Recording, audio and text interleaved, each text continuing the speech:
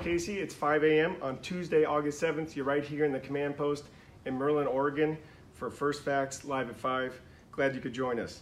I want to give you a quick update on the Taylor Creek fire. The acreage is up 1,400 acres to 41,103. Containment stays at 38%. We have 1,520 personnel here with us today. And the evacuation level on the Pickett Creek Road area, that entire area that was a level 2, got downgraded to a level 1 yesterday. Okay, here's the big news today.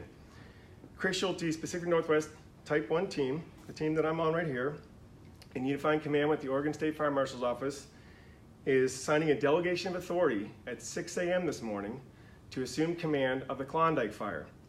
Now, yesterday afternoon in Selma, the Rocky Mountain Incident Commander Mike Gokachia spoke to the 140 residents who gathered in Selma last night for the community briefing and explained the situation.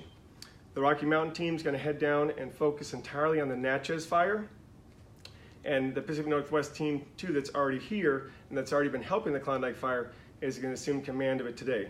They're going to remain 2 separate fires. The goal is to contain both separately, and we'll give you a lot more information about that because today's a transition day. Okay, so this is not a complex. It's one fire being managed in the south and one fire being managed in the north, and we're going to do everything we can to keep them separate.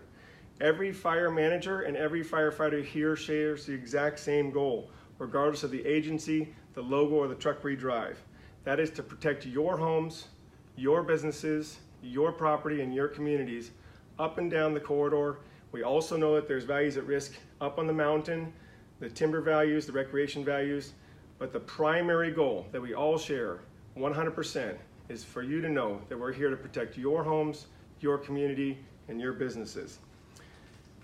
The Illinois Valley Fire Chief, Dennis Hope, last night opened up the meeting with a very confident statement. You can see that meeting. It's online at the Klondike Fire page. We'll post it here this morning on the Taylor Creek page. And he said, I've been tied in with this group the whole time. They're going to keep that fire up in the mountain, and I'm confident that they will.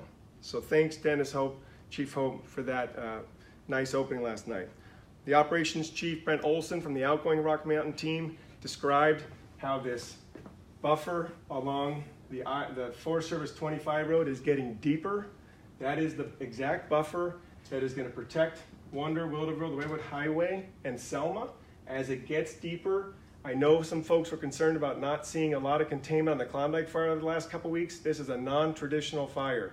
What is a traditional fire these days? We have extreme drought, we have extreme dry fuels, and so you can't just say that this is the only thing that's in play for 5%.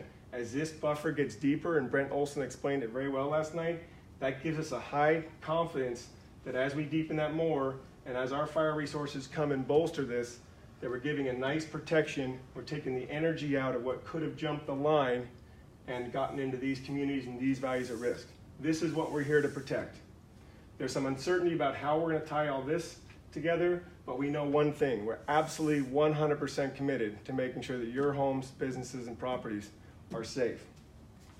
On that note, I want to introduce right now from the Oregon State Fire Marshal's Office, my special guest today. His name is Damon Simmons, and he's the information officer who will explain from the Structure Protection Group side how this works. Thanks for having me, Cale. So as we strengthen this line that Cale talked about here to keep the fire from being able to push this direction, we're going to bring in fire marshal resources from Taylor Creek, and we're going to bring in some resources from Klondike, and those are going to be managed by the State Fire Marshal. And their mission is going to be structure prep and protection in this area to make sure that if any of this fire moves out of here, we're ready for it. And I'm told by our ops people that if the fire does move out of this area, it's going to do it in fingers. It's going to do it in small pieces. So we should have the resources that we need to handle it if that happens. And now I'll hand it back to Cale. Great, thanks, Damon. Okay, so what all this means, again, we're going to be more efficient. For example, this morning I went to go download the IR map for the Klondike fire to post it up on our page for you. It's not in the same place that our fire is. When the GIS team, the mapping team, is all in one unit, it'll be much more efficient for me. I can post both maps at the same time. We're going to increase firefighter safety. We're not going to have to negotiate who's using which safety zone or which radio channel between 2 teams. It's going to become a lot easier for our firefighters. They like having one plan because they want to do their job. They want to serve you. The resource distribution. All the aviation assets that we have on our fire here, Taylor Creek, are now automatically assigned to the Klondike fire. The assets that they have, some will stay behind. It's not a clearinghouse where they're going to take everything down to Natchez. The Klondike fire is a very, very high priority. This Selma corridor, the I-99 Wonder, this is a very high priority. So our resources are increasing. As Damon said, the Structure Protection Task Force that's working up here as we tie fire into the Galeese Creek Road and Taylor Creek Road, that's more mop-up mode. And as we hold the fire on the Bear Camp Road today, they should be able to adjust down. Okay, so the highlights again. The evacuation in the Pickett Creek area. A lot of folks were wondering why it took a little while. There had to be snagging and some other safety issues mitigated before the sheriff would decrease it. That happened yesterday. So congratulations everybody in Pickett Creek. We know that's been stressful. We're happy for you for sure. The fire's being mopped up in this area. The hot shots working with the drone that can see through the air and drop in little extra pieces of fire to help them complete their puzzle. That's beginning and underway. Remember, we have black line, containment line all the way around. I know for the folks, the community meeting last night in Selma, the maps didn't include the Taylor Creek fire containment numbers. This is what's certain. We have black, cold line all the way around, and the National Guard crews are busily mopping that up for us. We have 6 20-person crews, soldiers and airmen from the Oregon National Guard, and we're darn proud to have them here, and they're doing fantastic work. The firefight today continues to be in Bear Camp Road. This fire has been backing down slowly. We've been brushing and clearing and chipping the Bear Camp Road for days now. We have a spike camp out here of resources, hundreds of resources that don't drive all the way back in tonight or any night that waste time. They stay out there so they can work hard, rest right there. They're out in the line all night. They're going to be out in the line all day. Remember, as they light off that valley bottom, it's dangerous, but if a fire gets a little bit moving up the hill, it will go right into the black because those low burning ground fires from that video we've been showing you the last couple of days and those aerial photography shots, it takes all the energy out of that mountain. It won't be able to rip back up into a green forest, curl over with a ridgetop wind and spot north. So that's why we've been doing this very methodically, very patiently. The inversion cap has been helping us a lot because those low backing fires take the energy out of an uphill run that then spots north. As our incident commander said last night, Chris Schulte, and as our ops chief, Barry Schullenberger, said, if this fire is to pooch across the valley, what we call slop over, or try to get established across the valley, as Chris says, we're going to push it back down. We want to keep it here. It's a moderate opportunity for us. It's not a high probability of success. It's a moderate because valleys are never an ideal place to fight fire. But the backup plan is the P-Vine Road, which is a much more advantageous. But we've been working really hard to get this done. Firefighters yesterday brought fire further down Chrome Ridge Road, and that means that this won't be able to hook around us. So that's the Medford 10 crew, that Great Back crew, our local crews here have been working extremely hard coming down this road.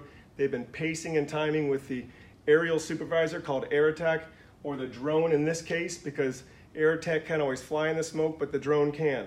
So what the Scan Eagle drone has been doing is flying the perimeter, helping them identify hot spots, seeing through the smoke, and letting the fire crews know their progress. And the drone operators have direct communication with the ground resources, so they know what they're doing. It gives them a lot of confidence to be out there with the Scan Eagle. Thank you, drone operators. We really appreciate it. That drone can fly 8 hours on just a few gallons of gas. 7-foot wingspan. It's one of the greatest new technologies we have. The soldier camp area, soldier point area up here has been filled in. We're working on holding that. Okay, so just to make sure everybody understands, we're going to still have 2 camps. These are 2 separate fires. We're hoping to contain them both on their own and not necessarily combine them together. I know a lot of folks are uncertain what's going to happen in here. There's a 2014 fire scar. You haven't seen this perimeter move in days. In fact, this is episode 9 of 14, right? We've been doing this now for 9 days. This perimeter hasn't moved since I got here. This is hitting an old fire scar. There's a lot of burn history around here, as you know. There's been some awful fires around here, but in this case, having a burn scar right here is a very nice asset. That Onion Mountain area. We're going to definitely protect around these structures, no question. We're going to try to link up and hang up the fire wherever we can. We're going to use all the different tools we have in our toolbox to keep it low intensity. That's a combination of smart ground firefighting, smart aerial firefighting, and we'll continue to work that. What we do know is that fire is being brought up to this point so we can deepen that buffer.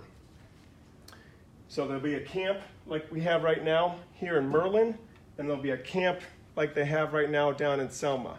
And that way the folks who are also going to be working on buffering the southern line, structure protection and prepping down here, looking at opportunities as to how we can start cooling off some of these edges to prevent it from building up a lot of energy, which is the key for us right now, is to use our technology to look at some of the heat signatures and keep some of that energy out there. We don't want to see extreme fire behavior. We don't want this to get up and run.